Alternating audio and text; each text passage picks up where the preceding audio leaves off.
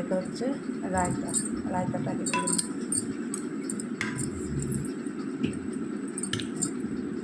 রায়তার মধ্যে আবার একটু কাশ্মীরি লঙ্কার গুঁড়ো দেওয়া।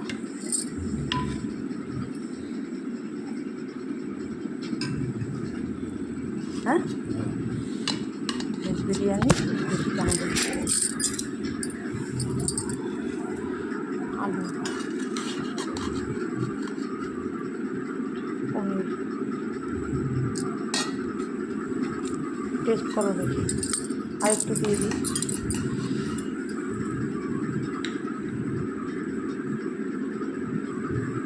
ভেজ বিরিয়ানি টেস্ট করো, পনির, সয়াবিন, আলু,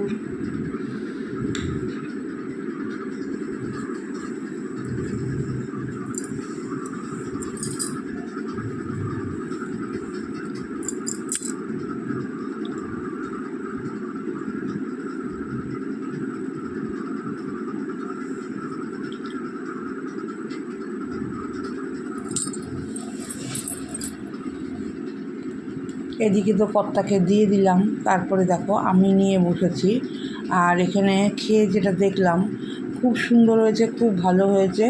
তো এই রকমভাবেই বানিয়ে দেখলে ভেজ বিরিয়ানি দারুণ লাগে খেতে, তখন আর চিকেন বিরিয়ানি দরকার পড়ে না। আজকে আমার ভেজ বিরিয়ানিটা অসম্ভব সুন্দর হয়েছে।